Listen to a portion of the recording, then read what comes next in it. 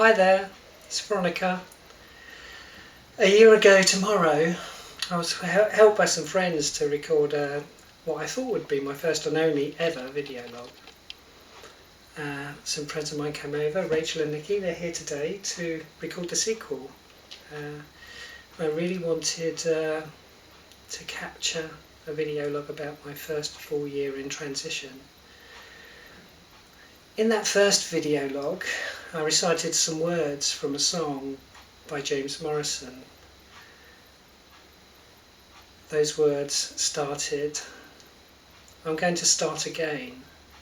This world I've painted black just needs some colour.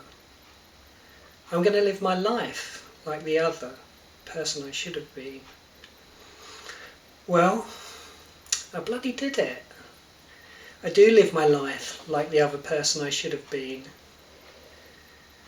Tuesday marks the anniversary of my first full year in transition, and I just thought I would summarise for the memory, as they always are, what's happened in that first year.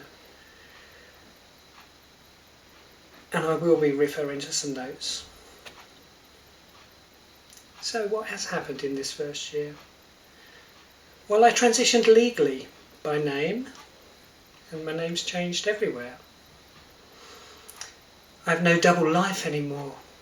I no longer have my wardrobes full of clothes from two gender. I do, however, have 4 wardrobes full of clothes, but they're just mine. I transitioned in the workplace. Now, this I think has been the easiest part of transition for me in the workplace. People struggled in the beginning with names and pronouns, but generally it's sort of okay now. And my work colleagues have been really good, really thankful, really supportive.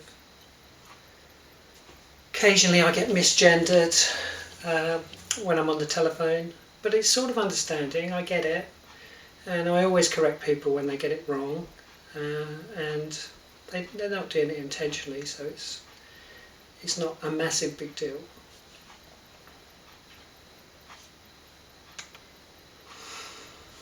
I transitioned in the outside world, and for those people who are watching, do you remember those first ginger steps you took outside your front door? Maybe you've not even made them yet, but let me tell you, it really does get easier. I'm sure people have doubts about me. I sometimes get double takes, but that really could be for any reason. And I don't know what people are thinking. People watch all the time. It's just human nature. So I don't really think about it too much anymore. Not once has anybody called me out or verbally abused me in the public place. I did actually have an incident a couple of weeks ago in the supermarket car park, so it can still happen. But I'm quite strong, and I'm stronger than I realise sometimes, so you just deal with it and move on. And I've gained so many friends for being me.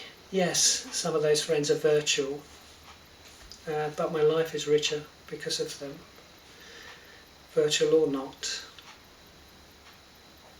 I've continued with my HRT programme in this calendar year, and I will do that for the rest of my life.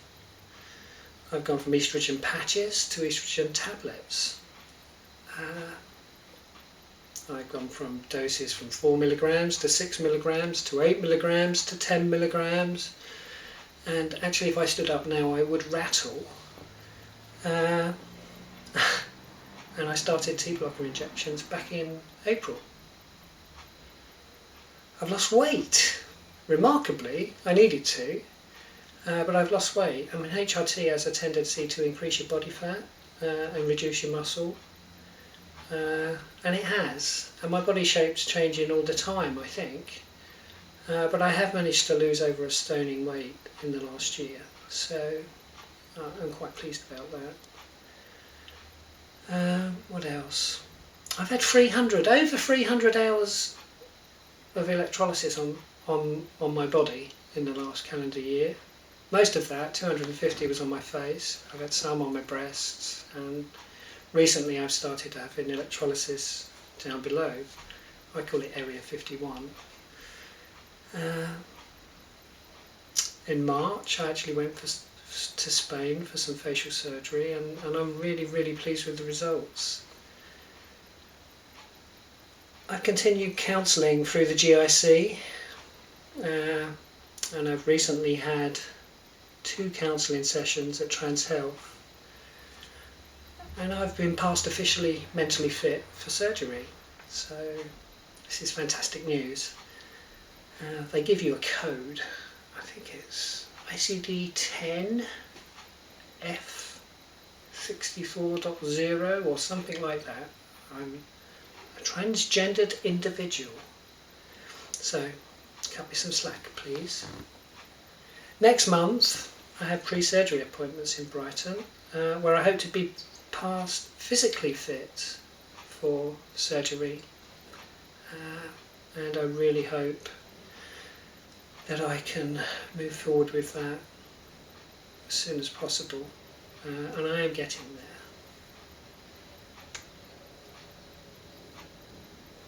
And last but not least, my family, my kids, my brother and my mum. I had and still have their support. I don't actually know if I made them proud, but I'd like to think so. When I first transitioned, I thought it was easy. I soon realised it was not as easy as I thought it would be. One thing I have learned in the first year is that in transition I affect so many other people, and it's not and never was just about me and my emotions. It's about them and how they deal with my transition. And I've had to learn to compromise with them and learn to understand their feelings and sense of hurt or loss, and not just see life through my eyes. If I could offer one piece of advice to anyone contemplating transition, it would be, if you want to hold on to your loved ones, you need to see what they see, not just what you see. Learn to bite your tongue and learn to compromise. So what's not gone so well in transition? It's not all positives.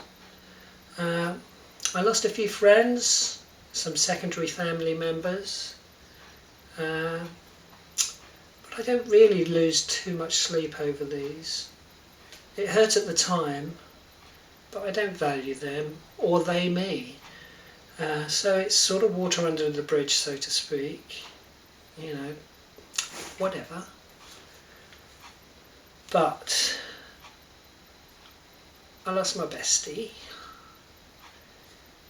my rock, my soulmate, and that hurts like hell. And it's far too complicated and private to talk about on here, but God, it hurts every day. And sometimes life can be a little lonely, but I'm getting there and learning to be more social, which does not come naturally to me.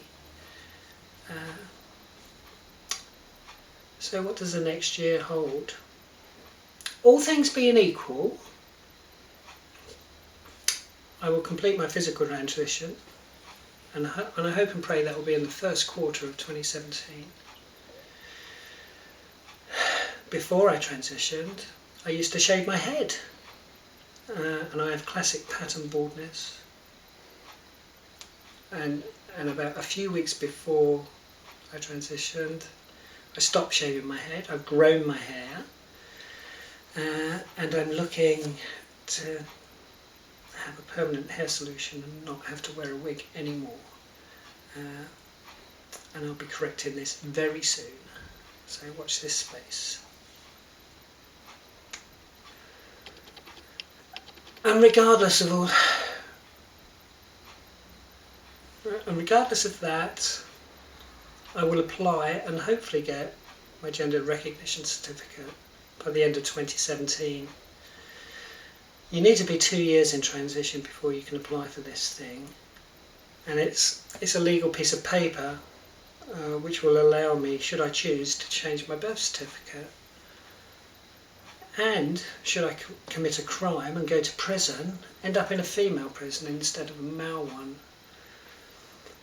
This makes me almost tempted to be naughty, but the bottom line really is I will just live. And finally, who do I need to thank? Well, I need to thank each and every one of you that stuck by me in the last year, for the patience you've shown me when I've made mistakes, and for the praise you've given me when I do well. To all the new friends and acquaintances that have come into my life, to my employer and all of my work colleagues for their support. I'm really not going to mention anybody by name as I'm likely to miss someone out, but most thanks really has to go to my family. I'm privileged to have you all in my life, and I love you all. Thanks for watching. Mwah.